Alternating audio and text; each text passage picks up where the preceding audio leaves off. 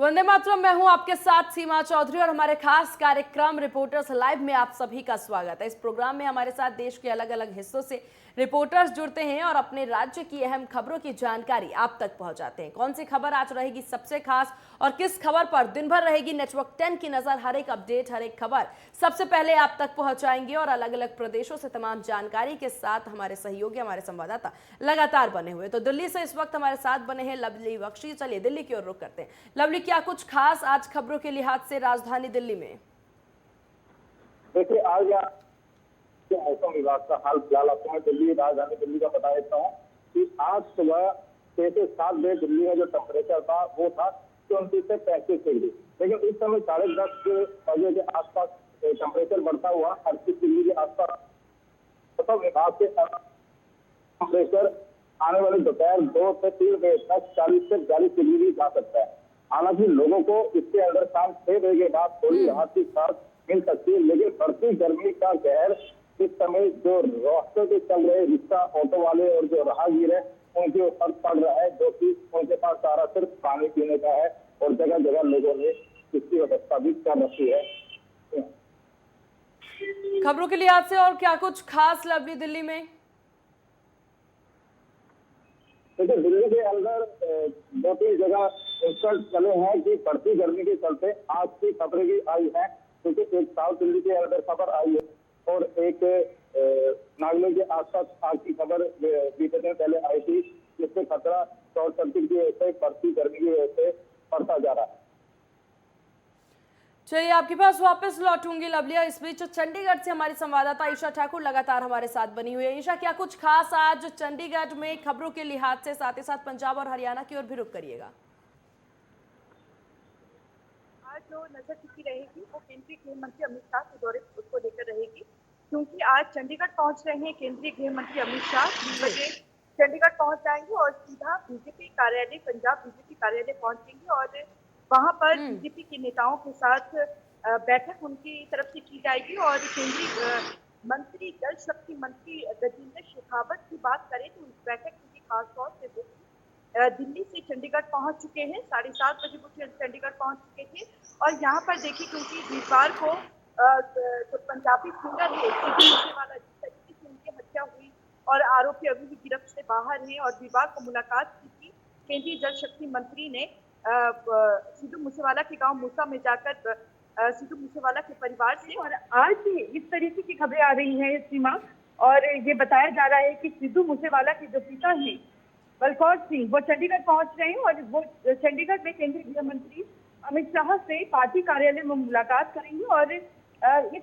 हत्या की जो जांच है केंद्रीय एजेंसियों से करवाने की मांग करेंगे। क्योंकि अगर सिद्धू मूसेवाला के पिता की बात करें, वो लगातार पंजाब सरकार से मांग कर रहे थे कि सिटिंग जज से, हाईकोर्ट के सिटिंग जज से इस पूरे मामले की जांच हो, लेकिन हाईकोर्ट के रजिस्ट्रार के पास लिखित में भेजा था पंजाब सरकार ने, लेकिन हाईकोर्ट की तरफ से इससे इनकार कर दिया गया है कि अभी तक ऐसा कोई मामला नहीं आया है जिसमें इस तरीके से सिटिंग जज इस मामले की जांच करे। पंजाब सरकार की तरफ से जो रिटायर्ड हाईकोर्ट के जज हैं उनसे मामले की जांच करवाने की बात यहाँ पर की गई, लेकिन जो सिद्धू मूसेवाला के परिवार हैं वो चाहते हैं कि केंद्रीय एजेंसी इस पूरे मामले की छानबीन करे, क्योंकि अभी भी आरोपी गिरफ्त से बाहर है। इस मुलाकात में नजर टिकी रहेंगे केंद्रीय गृह मंत्री अमित शाह से जब मुलाकात होगी, क्या कुछ बातें सिद्धू मूसेवाला के जो पिता हैं वो उनके समक्ष रखते हैं और केंद्रीय गृह मंत्री क्या उनकी मांग को मानते हैं या नहीं। लेकिन बीजेपी की तरफ से पहले ये कह दिया गया है कि जो भी सहायता होगी, हर एक सहायता वो सिद्धू मूसेवाला के पिता की करेंगे और माना जा रहा है कि केंद्रीय एजेंसियां ही इस पूरे मामले को लेकर जांच करेंगी। इसके अलावा आज जिस तरीके से बीजेपी के पंजाब बीजेपी कार्यालय जो कि चंडीगढ़ के सेक्टर 37 में मौजूद है, वहां पर पहुंच रहे हैं केंद्रीय गृह मंत्री अमित शाह। वहां पर पदाधिकारियों के साथ मुलाकात करेंगे और राजनीतिक हालातों पर भी चर्चा की जाएगी। संगरूर लोकसभा उपचुनाव इसी महीने 23 जून को है, तो ऐसे में इस सीट पर भी नजर टिकी रहेगी कि किस कैंडिडेट को उतारा जाए और कितनी मजबूती से चुनाव लड़ा जाए। निकाय चुनाव भी है, लेकिन बीजेपी की नजर कहीं ना कहीं 2024 लोकसभा चुनाव पर भी है। सभी से फीडबैक लिया जाएगा कि केंद्र की जो योजनाएं हैं उसको लेकर जो पंजाब की जनता है वो क्या सोचती है। और इसके अलावा अभी सीमा इस तरीके की खबरें भी आ रही है कि कांग्रेस के कुछ नेता बीजेपी का दामन थामना चाहते हैं, तो ये देखना होगा क्या केंद्रीय गृह मंत्री अमित शाह की मौजूदगी में आज जो कांग्रेस के नेता हैं वो आज दामन थाम सकते हैं या नहीं। उस पे जो पहला नाम है वो आ रहा है कैबिनेट मंत्री वेरका का, राजकुमार वेरका का, जो कि अमृतसर से हैं। तो ऐसे में देखना होगा क्या वो आज बीजेपी का दामन थामते हैं या नहीं। इसके अलावा कैबिनेट मंत्री श्याम सुंदर अरोड़ा जो पूर्व कैबिनेट मंत्री रहे हैं कांग्रेस के टाइम में, तो ऐसे में ये भी माना जा रहा है कि वो भी ज्वाइन कर सकते हैं। तो अभी ये अटकलें जरूर है, लेकिन ये जरूर देखना होगा कि केंद्रीय गृह मंत्री अमित शाह का जिस तरीके से आज दौरा है यहाँ पर, तो ऐसे में क्या कुछ रहता है। इसके अलावा अगर हम बात करें पड़ोसी राज्य हरियाणा की, केंद्रीय गृह मंत्री अमित शाह 6:30 बजे तक जो बीजेपी कार्यालय है सेक्टर 37 में मौजूद रहेंगे। उसके बाद सीधा रवाना होंगे पंचकुला के लिए। सेक्टर 3 में ताऊ देवीलाल स्टेडियम में आज खेलो इंडिया का इनॉग्रेशन उनकी तरफ से किया जाएगा। शुभारंभ आज होने वाला है क्योंकि जो हरियाणा है उसकी तरफ से इसकी मेजबानी की जा रही है खेलो इंडिया 2021 का, और कोविड की वजह से ये नहीं हो पाया था और इस बार हरियाणा को इसकी मेजबानी करने का मौका मिला है। पंचकुला के ताऊ देवीलाल स्टेडियम में 7:30 बजे के करीब इसका शुभारंभ होगा। 7 बजे अमित शाह पहुंच जाएंगे पंचकुला। तो ऐसे में आज का दिन बड़ा ही महत्वपूर्ण है और यहाँ पर देखिए क्योंकि मेजबानी कर रहा है हरियाणा, तो ऐसे में 25 ऐसे गेम्स हैं जिन्हें शामिल किया गया है। 2500 खिलाड़ी देश भर से यहाँ पर पहुंचे हैं और गत्ता और योग को भी इस 25 खेलों में शामिल किया गया है जो कि एक पारंपरिक खेल है। तो ऐसे में आज का दिन बड़ा ही महत्वपूर्ण है जी।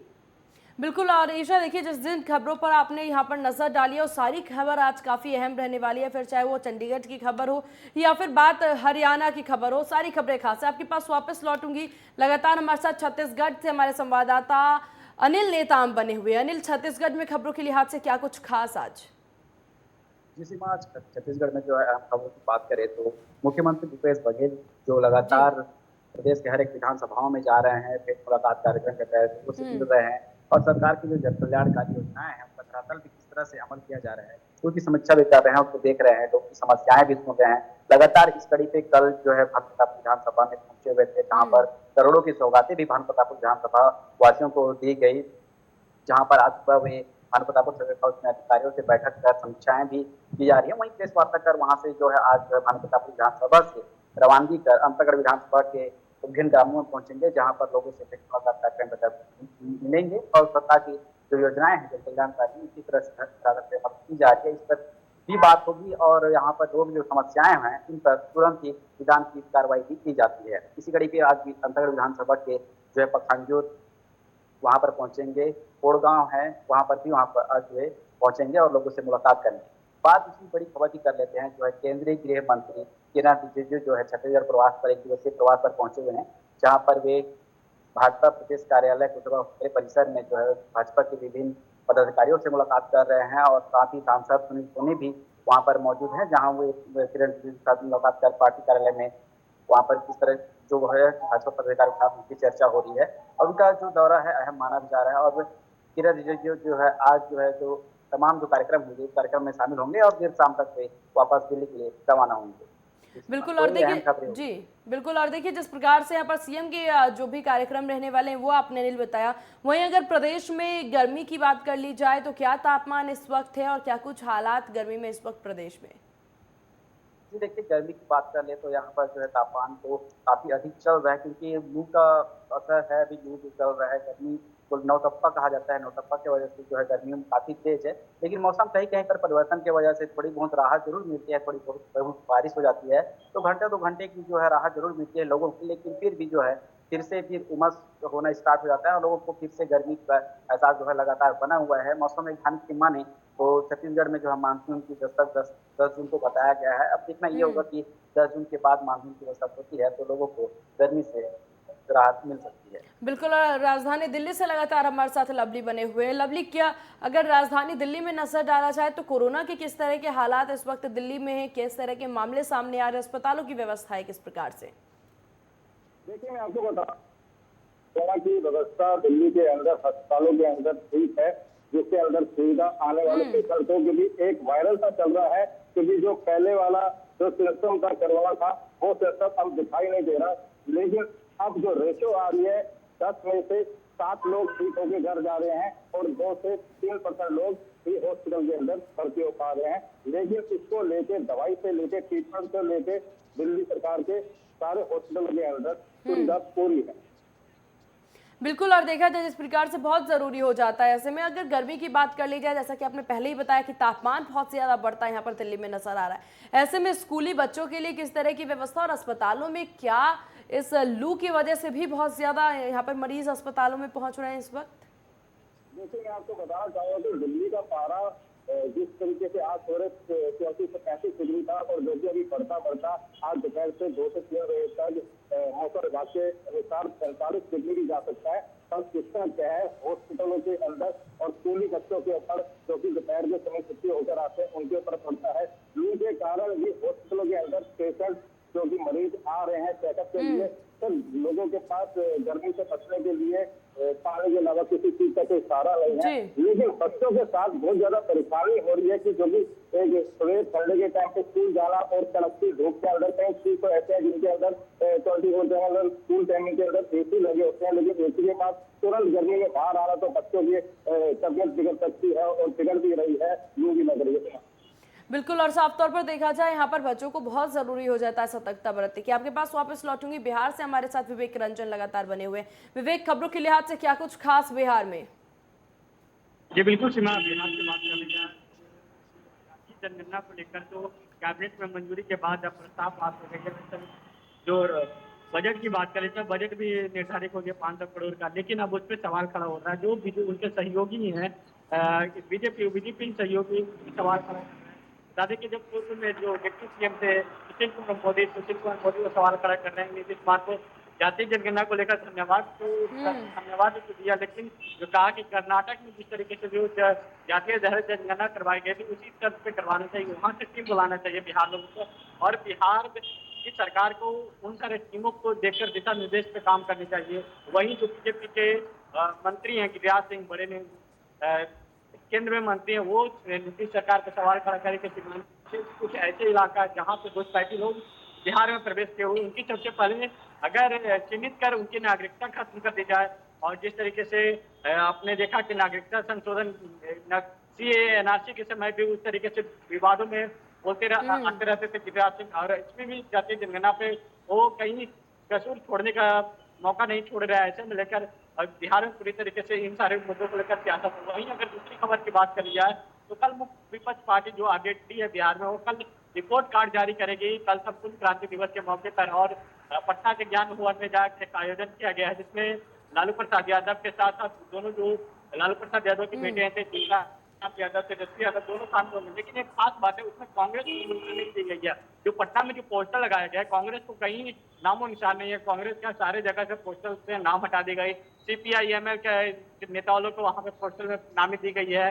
लेकिन जो कांग्रेस की बात कर लीजिए, कांग्रेस को एक भी लोगों का तस्वीर उसमें नहीं है। ऐसे में लेकर कांग्रेस को जो कहीं कहा जाए तो जिस तरीके से जब बिहार में जो सीटों पर उपचुनाव चल रहे थे विधानसभा के, कांग्रेस को दरकिनार कर दिया गया था, और इसी में लेकर आप कांग्रेस से कहीं नहीं आप लालू प्रसाद यादव जो है अब कांग्रेस से बिहार में गठबंधन बनाने के मूड में नहीं है। क्योंकि जो बात करी जाए तो बिहार में आरजेडी मुख्य विपक्ष की भूमिका में सबसे बड़ी पार्टी है, और अभी बहुमत की भी आंकड़े की बात करें तो सबसे बड़ी पार्टी आरजेडी दूसरे मैदान पे बीजेपी है। वैसे में लेकर अब जो कांग्रेस है, कांग्रेस मैराथन भटक कर रही है राज्य के लिए, बिहार के लिए नालंदा के राज्य में मैराथन भटक कर रही है। 2 दिन से चिंतन शिविर वहाँ पे चल रही है उनका।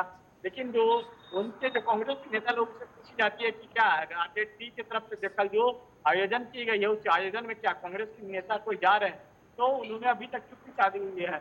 वहीं अगर दूसरी खबर की बात कर लिया शिक्षा से जुड़ी, तो शिक्षा से जुड़ी बिहार के जो मगध विश्वविद्यालय का हमेशा से सवालों के घेरे में रहती है, वहाँ पे सेशन लेट चलता है, और वहाँ के जो शिक्षा दुरुस्त है, एक 3 साल की डिग्री 5 साल में कंप्लीट करवाई जाती है। ऐसे में लेकर कल शिक्षा मंत्री विजय कुमार चौधरी ने राज्यपाल फागू चौहान से मुलाकात से इन सारे विषय पर कहा कि जो मगध विश्वविद्यालय की दुरुस्त शिक्षा को दुरुस्त की जाए, वहाँ के जो कुल व्यवस्था उस व्यवस्था को दुरुस्त की जाए, नहीं तो जो आज वाले बच्चे का जो फ्यूचर है काफी संकट में झेलना पड़ेगा। क्योंकि 3 साल का डिग्री जो बैचलर डिग्री होता है 3 साल का 5 सालों में कंप्लीट होती है, तो कहीं ना कहीं उनके आगे चल के पढ़ाई में काफी परेशानियों का सामना करना पड़ता है। जी बिल्कुल, और देखिए बहुत सी चीज़ें हैं जो कि बिहार में इस वक्त सरकार को ध्यान देने की ज़रूरत है। ऐसे में अगर विवेक जातीय जनगणना की बात कर ली जाए, जो कि तूल पकड़ता नजर आया था, जिसकी मांग की जातीय जनगणना होनी चाहिए, उस पर किस तरह की अपडेट, इस वक्त क्या स्थिति उस मुद्दे को लेकर के?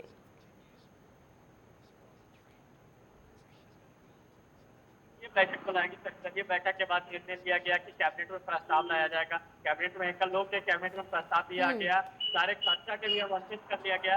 अब लेकिन जो उनके सहयोगी है, उनके सहयोगी उन पर सवाल दाग रहे हैं। और एक तरफ जो मुख्य विपक्ष पार्टी आरजेडी है, जो आज तेजस्वी यादव ने पहले से चेतावनी दिया था कि अगर जातीय जनगणना बिहार में नहीं होती है तो हम पटना से लेकर दिल्ली तक पद यात्रा करेंगे। लेकिन अब जातीय जनगणना को लेकर तो सारे निर्धारित हो गई, लेकिन विपक्ष जो बीजेपी है, बीजेपी अभी तक भी उनका स्टैंड क्लियर नहीं है। उनका क्या कहना है, क्या मकसद है। राज्यसभा जो सांसद है सुशील कुमार मोदी, उन्होंने 2011 के तर्ज पर जातीय जनगणना कराने की मांग की है कि 2011 में जिस तरीके से की गई थी उस तरीके से की जाए। 2011 में कुछ जो चीजें छूट गई थी उस पर भी दुरुस्त की जाए, यानी कि। और वहीं जो गिरिराज सिंह की बात कर लिया, गिरिराज सिंह बड़ी मांग की है कि कुछ पैटी लोग जो बिहार में प्रवेश किए उनकी सबसे बड़ी पहले चिन्हित जी। कर उनको बिहार से बाहर कर दी जाए। जो सीमांचल के हिस्सा जो बांग्लादेश से सटे पड़ते हैं, सीमांचल के हिस्सा में कई लोग जो है खासकर वो मुसलमान कैटेगरी पर उन्होंने सवाल रखते हुए कहा था कि जो मुसलमान लोग हैं, कुछ पैकेट लोग वहाँ पे सीमांचल के कुछ हिस्सा में प्रवेश किए हुए हैं, उनको सबसे पहले यहाँ से चिन्हित कर उनको बाहर कर दी जाए। जी। तभी जातीय जनगणना का करवाना सक्सेसफुल माना जाएगा। क्योंकि जातीय जनगणना 2011 में भी हुआ था, लेकिन उस समय देखा कि उस समय भी जो इस तरीके से सुशील कुमार मोदी उस समय थे, राज्य में उप मुख्यमंत्री थे, उन्हीं के समय में हुआ था, लेकिन उस समय सक्सेसफुल नहीं माना गया था। तब अब जाकर 11 साल के बाद जातीय जनगणना बिहार में करवाई जा रही है। जातीय जनगणना में किस तरीके से स्टैंड होगा और किस सारे बिंदुओं को देखकर राज्य सरकार करवाती है जातीय जनगणना, ये तो देखना होगा।